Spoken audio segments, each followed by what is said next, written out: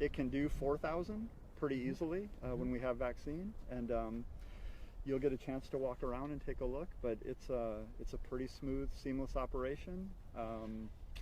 Part of the overall thing. And then we also have mobile teams that have been going out to hit adult family homes, homebound folks, and then we started with doing we have a process by which community-based organizations, especially marginalized communities, can reach out to us and say they want to host a localized community-based effort, and then we have teams that we assign to that. So we feel like with our healthcare partners, we're covering everything pretty well. It's just great to see such a multiple of avenues. You know, that's the one thing is you do all multiple, MaxVax, mobile, community-based, doing all of that. It's just really great. Yeah, accessibility was a huge issue, and one of the things that the executive and Dr. Spitters stressed from the very start. So we've tried to make things as accessible as we can. Yeah, that's great. Now, is this, as far as appointments, by computer, by phone, both? Both. We prefer folks make an appointment via computer. We use PrepMod, which you know is kind of the system. We do have a call center set up in partnership with the health district, so folks can call in if they're having trouble with technology or just trouble in general. There are folks who can help them troubleshoot that, and then we actually have other partners who provide us folks who speak other languages, so native speakers. Yeah. So we have folks. How do you handle the interpretive services? If I call up and want to get an appointment here, who interprets? How does that work? So there are some that are available through the health district. So we have language services that are available through them. And then we have some folks at Everett Community College who work with our immigrant services who we can connect with directly, and they're native speakers. So they have a separate line that they've shared with their communities, so they can go directly to native speakers. Otherwise they do it through the health district, That's great. Yeah. Really important. What are the hours? What are the hours of this site? Generally 9 to 4. Where's my backup? 9 to 4? Pardon me? Generally the hours are 9 to 4? Yes. Yeah. And so when I say that 100,000, that's 5 days a week, 8 hours a day. So we actually have, again, if we kind of push that out, longer hours, longer days, we could do even more. So do you have after 5 o'clock service anywhere of any of these sites? We generally have not. We've done a few, and we've done some on weekends. We have done after hours, and then the Ashway site is after hours and Saturday and Sunday. Yeah. That's the one thing that we've been encouraging our state sites to extend hours, you know, particularly for equity purposes. Right. I don't know if you've considered that or not, but it's one of the things we found it's been useful to try to shift the times so you go 10 to 8 or something like that. Right, and we're certainly cognizant of that because as folks start going back to work as well, making sure they have access, and that was part of the push for weekend days. That's great. And there are other things, community transit's been great about helping provide transit options for folks. So lots of partners doing a lot of really good work. Yeah. Tell me about your usage the last few days. Is it staying stable? Is it going up? What's been going on as far as the number of people calling?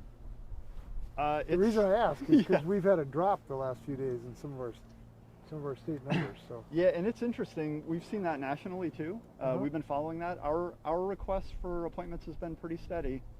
Our team of public information officers is actively out pushing that, and obviously the executive and Dr. Spitters do a weekly meeting. That's good, obviously. So I'd say the only real bumps we've had have been we've had times where we have a lot of second dose allocation for booster doses, and sometimes those have been harder to fill, but so far since the 15th, since everyone's become eligible, we've held steady, and I think even with our 10% overage that we planned for, we've actually filled every appointment, so folks are showing up when they make their appointments. That's great. Now, 10% overage, what does that mean? Yeah, we do some planning because we want to make sure no vaccine goes unused. So when we look at our planning, we sort of factor in an overage, thinking that some folks may not show up, so we allow for that a little bit, just again to make sure that we don't waste any vaccine. Yeah, that's great. Yeah. That's great. So, Chris, you've come a long ways in a year. Yeah, well, I think we all have. Yeah. You're the guy who got us all started. You remember those days down at the lab? I do. With John and I do. you? Yeah. And it's great to see such a concerted effort here. Yeah. You guys are doing super work. Yeah. No, these the county, DEM, the cities supporting the efforts to set up the mass sites. It's been great. Yeah. Because we can conceptualize getting, how fast we need to move in this race against the virus, but we need the help to make it happen. And so this has just been fantastic. Yeah. They're doing 2,000 a day here. One of the other sites, 2,000 a day. So we're every day 4,000 or 5,000 people. That's great. I think tomorrow they're aiming for 3,000 out here. So this site? Yes. Oh, really? yeah. Oh, great. That's super. Yeah, again, we can ramp this up to 4,000 a day pretty easily just by opening more lanes. Without a lot of additional personnel? Really? Yeah. Yeah, that's great. Yeah, the real, on the personnel side, it's the vaccinators, because the flow and everything remains pretty much the same, and our fire EMS folks as well as that's great. folks.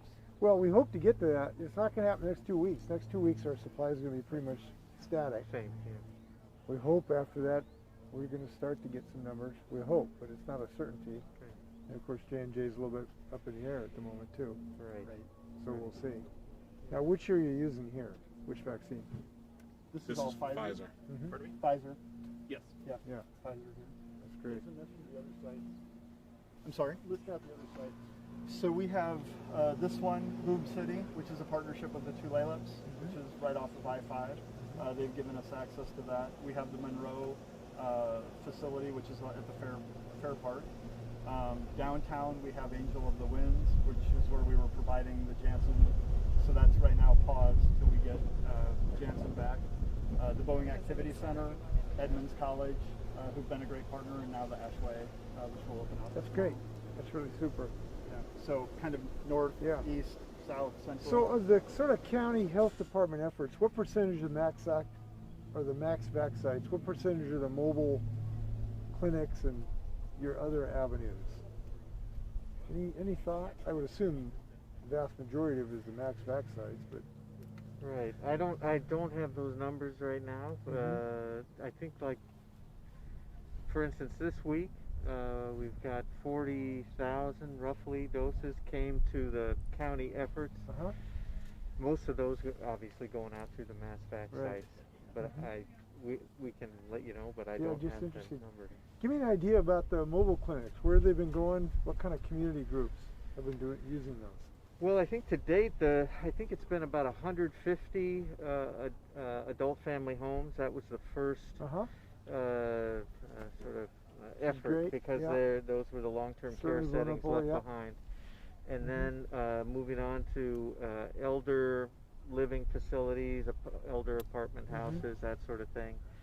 And now I think moving on to these groups targeting, reaching out to specific groups, BIPOC, etc. And so there's a process for them to basically apply for a clinic. We also encourage them sometimes to try to get together. And we're at the front end of that starting to happen. So that's where we're at. Well, we certainly need it. Yes. You know, these folks who have limited transportation, limited language, limited medical connections, we really are trying to encourage that as much as we can. So if we can help you on it, let us know. That's good news. Governor, I know we have some folks lined up to help tour around. So we have John and Peyton, I know, at least. Yeah, Peyton here. Nicole. Oh, great, Nicole. Maybe you guys can help lead us down here. We have about 10 or 12 minutes or so. And then we'll come back here, Governor, to talk to the media. Great. Great. So I'm at your guys' disposal. Yeah, maybe see. I'm Peyton. I'm the plot manager here. Hi, Governor. Nicole. Good to see you. Now, what's your employer? That's Snohomish Health District. Good. Got it. Got it. So if you want to head this way, Nicole, she knows a lot more about the medical piece over here. She can kind of walk you through this piece right here. Nicole, what do you regularly do? So, Fighting COVID. I actually work for South County Fire, and I'm a community resource paramedic. So it's a division that if people are utilizing 911, but they need other services. My division has a team that goes out and helps them find those other services, so they don't have to rely on the 911 system. They can get the services they need. So it fits perfect with us also doing the vaccinations. So I know you talked earlier about the adult family homes. Yeah. My team is specifically going into Oh, those great. all Oh, over great. Snohomish County. That's fantastic. So in this area, this is where the vaccinators are. So they go through a whole process to get here, and once they get here, you mostly have fire personnel that are here vaccinating, as well as nurses. And inside there, because it's Pfizer, they have to mix and do some things with the vaccine and keep it a specific temperature. Then they bring it out to the specific vaccinators, and the vaccinators can do 2 people in a car, 1 person in a car, a whole car full family. We've had vans come. So all the vaccinators vaccinate here, and then they move on to our medical observation, which we provide paramedics and a medic unit and an aid car to observe them if there's any problems. Fantastic. Who's doing the logistical entry work with the paperwork and the? So all the paperwork is Peyton's side. Yeah. So if you want to walk over here, I can start telling you about the stuff that goes on.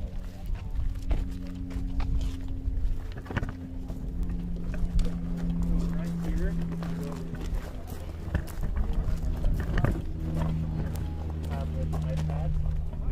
People into the system, making sure, asking if they have any allergies, things like that.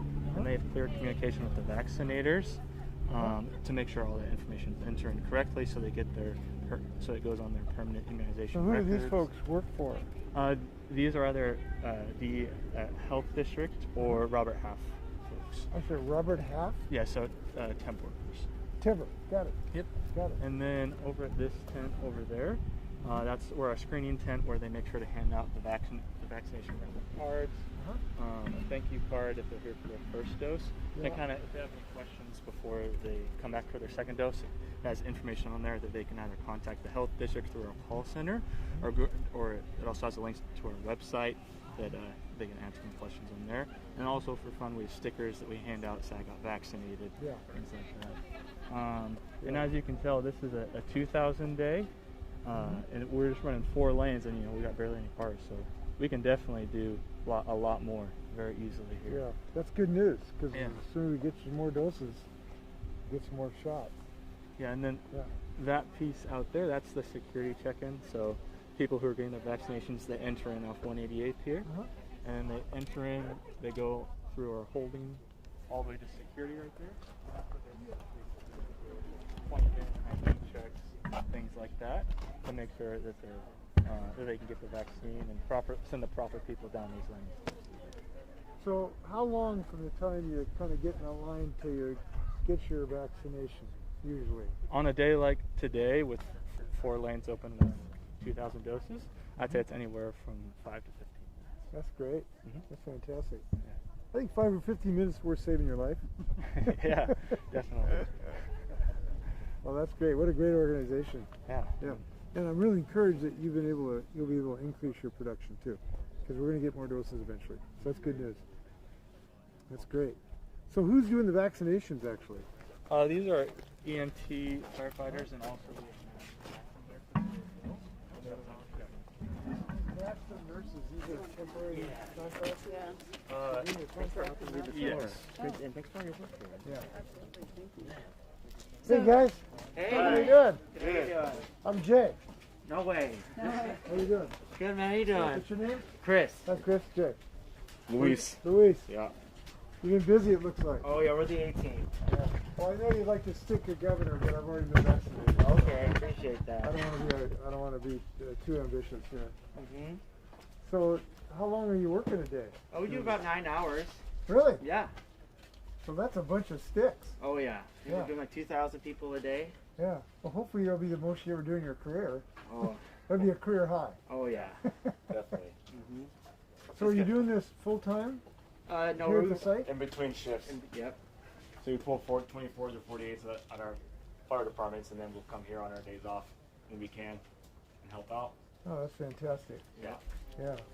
So are all the vaccinators on the force here from the same place? We come from all the departments. We got Arlington, Marysville, South County, Everett, and we have a couple of nurses from around the area. Yeah. So are the vaccinators who come from the fire department, so they all come in on their days off, in essentially? Essentially, yeah. So they're pulling their regular duty. Yep. Yeah. Can you keep this up for a few months? We'll try. Ask my wife. Yeah. Ask my child care. Well, I will ask your wife. Yeah. No, they've been super supportive of the whole thing. So yeah. I'm here when I can. Well, listen, we really appreciate it. People are volunteering like crazy all over the state. Yep. Oh yeah. And I know they've been doing it for months, and that's why I asked the question. It has been a long haul, but we're not done yet. So keep on going, a couple more months. Yeah. So please thank her. Yeah. For me. Thank all our families. Sure. Yeah, it's really nice. Well, I don't want to stop you guys. Somebody might go save another life. So. Holding up the line a little bit. Keep saving lives. We'll see you guys. Take care. Thank you. Thank you.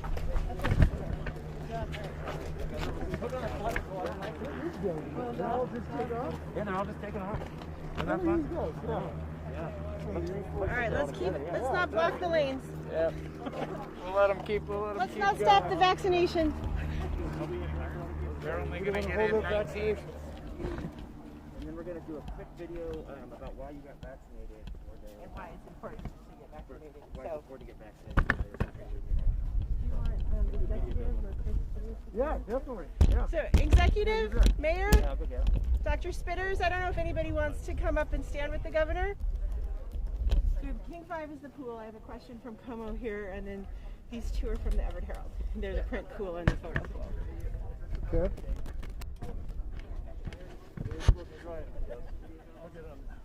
I love your button. Yeah. Yeah. Yeah. I gotta get one of those. I gotta see if I've earned one of those. You got your own vaccination Air Force here. It's kind of cool. Yeah. Everett Herald, do you want to start? Sure. Executive Summers stopped me if I'm talking out of turn. I think Snohomish County was the first in the state to get a mass vaccination site up and running. So for the three of you up here, locally, this must be a point of pride to get to show it off. If you could speak to that, and Governor Inslee, what did you like? What have you seen out here today? We've got 2,000 appointments just about. Get people vaccinated. Dave, you want to have the mic here? Sure. Well, yes, I believe we stood up the first mass vaccination site. We've been planning for these since July. So we've got a great partnership with the health district and the county, our first responders too, and so we started building the system really early. We're planning for numerous sites, and we're opening our 7th tomorrow, so we were ready to go as soon as vaccine got here. Yeah. Doctor? Well, first, thank you to the governor for coming out to see this, and the county and Department of Emergency Management for getting these sites set up. And it's a key part of the emergency response is these mass sites create a lot of velocity in progressing toward a sufficient level of immunity to ultimately get us to the other end of this. So we're just glad to be part of it, and it's an essential ingredient of a whole palette of vaccination strategies through the healthcare system, outreach efforts, and things like this to get us to the other end of this. So just glad to be part of it. I just might add one thing. We decided early on that we wanted to make sure that our capacity to deliver vaccines always exceeds the supply, so that whatever comes our way, we're ready to get out into people's arms just as quickly as possible. So our goal is to vaccinate everybody in the county just as quickly as we can. So we feel like we're well set up to do that. Mary, you want to add something? I would just say I want to acknowledge the great group. I'm working with Executive Summers and Dr. Spitters. This is a very efficient way for people to come out and get vaccinated. I did it myself, and I really want to commend how easy we're making it for people. So I'd encourage anybody in Snohomish County, keep their eye on the Arlington Airport site. You don't even have to get out of your car, and the volunteers are some of the kindest out there. We really need to thank them for the work they're doing. Well, there's so many reasons to love this site in Arlington. One, where else can you fly in and get vaccinated and take off again and save your life? And if you drive in, it's 5 or 15 minutes and boom, you've got a vaccination and your life could be saved.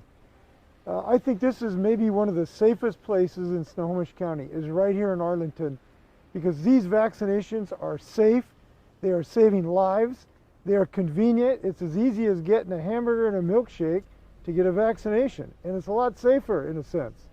So we are very encouraged by this operation. There's a couple things I also want to mention about it. I'm encouraged that it can expand. We know we want to expand capacity. Ultimately, we're going to have more production. The federal government will produce more doses, and this site, I'm assured, can increase its production even above 2,000 a day. That's great news. Second, they are taking appointments both by the internet and by phone. They're doing it in multiple languages. And this is very important so that we have equity in the distribution of this vaccine. We want everybody to have a fair shot at this vaccine. And by doing it by phone helps. They're also doing mobile clinics. So they're going out to where people are. It's not just the max vaccination. And we're impressed by Snohomish County under these leaders. They have led a multi-pronged effort to do this in different ways so we can get people vaccinated in a lot of different ways. So I'm really encouraged what we're seeing here today. But to do this, we need people to make a decision to get vaccinated. Look, we still have over 300,000 people with a target on their back. It's a COVID target because they're over the age of 65 and they're not vaccinated yet. We desperately need those people to save their lives. And I'm encouraging people to talk to your parents, your uncles, your aunts. Get them to get vaccinated. We can't have these people in the danger zone. This is a safe product. So we are hopeful that we will continue that effort. I'll close on this. Vaccinations are only one of the tools we have. The other tools we have are this mask and taking it outside. So I hope people will take it outside. Your meetings, your barbecues, whatever you're going to do, if you can take it outside because this is a much safer environment right now and it's a beautiful state to go outside. So we got to make sure we keep our eyes on the ball. Wear these masks, socially distance, get vaccinated. We're going to get through this. Good news in Snohomish County. More and more people are being vaccinated, yet the numbers keep going up. What's going wrong? Well, we are up against a wily critter of this virus, and it mutates, it changes, it evolves, and it has evolved now to a more dangerous, more transmittable virus. There are now 2 variants that represent well over half of the total virus in the state of Washington, and those are more transmittable. So for every person who has them, they infect more people than the original variant. That's what we're up against. That's why we have to remain committed to using all of our tools in the toolbox, not just one. The vaccine's not enough. We got to use this mask. We got to use social distancing. We got to take it outside. So we got to use all the tools, and we're going to have to continue to do that for some period of time. Offering any guidance or things to counties going back phase 2? Yes, we do have guidance. Follow the leaders here that you have of Arlington and Dave that are asking people to be safe and protect themselves. We don't want to go back anywhere. Look, these restaurants have had a hard enough time. Let's not go backwards. But the way to do that is to put on a mask, socially distance, take your activities outside. That's what we can do to fight this beast. The one thing I want to point out is that, look, we're just not helpless here. We got weapons. This virus can't walk from here to Dave. This virus cannot get from me to Dave unless I breathe on him. And so we have a weapon that works, which is to not allow the transmission of this virus. And we've got to use it. Anything else? Yeah, we got one site in Snohomish County not up and running because the Johnson & Johnson pause. Mm-hmm. You know, we're still waiting on that. Do you think it'll ever get to the point where the state might have to get involved and say, listen, we've analyzed the risk, weighing vaccine hesitancy and what that might get involved with, that you might say, we know the risks, we can give people guidance, we can tell them to know what they're going to get involved with, but we need to get Johnson & Johnson back on. I don't think that's going to be necessary. We had a conference call this morning with the White House Task Force. They've assured us that this is moving quite promptly of the review of the evidence on this. And the good news, this appears to be extremely rare, less than 1 in a million. You're more likely to get hit by lightning than have a problem with this vaccine, literally. In fact, multiple times. So this was comforting today to hear the evidence. It does not appear that this is a widespread problem. It still remains very safe. So I think the odds are this will be back in business fairly shortly. So I don't think it'll come to that. Anything else? And, you know, people are getting vaccinated, they want to start doing things they haven't been able to do for a year and a half. You've had your shots a few months ago. Is there anything that you've gotten back into your day-to-day life, maybe it's dinner with a friend, that you've been able to do since you've been vaccinated safely that might be able something to put that back on the menu for Washingtonians? Well, there's nothing better than hugging your grandkid. Every grandparent will tell you that. And my wife and I feel that's a particular blessing that we didn't have for about a year. And to have that back in our lives is a particular joy for us. But all of us have loved ones. And if we want to get to be doing that permanently, let's get everybody to get vaccinated. That's the key to this thing. Thanks a lot. Anything else from TV? Yes. Any Yeah. thoughts on adjusting the going back restrictions? King County and Snohomish County are both. There are no right on plans. There are no plans for changing the conditions at the moment right now. Okay. Thank you. Be well. We wanted to do a video. The Snohomish County Health Department wanted to do a video about the importance of getting vaccinated. So come on up, you guys. Yes. Hi, Jay. How are you? Hi, Jen Egger. Jen, good to see you. I'm Carrie. Nice to meet you. Very nice to meet you. We didn't quite see you. There we go. Hi, Heather Thomas. Good to see you again. How are you? Good to see you. What would you guys like here? So we're doing a campaign called Vaccine Snowball where people share their reasons for getting vaccinated and what they want people to know. So we're hoping while we were here, you might be able to. Awesome. So we're both going to film you just as backups. But yeah, if you could just call back about appreciation about why you're vaccinated.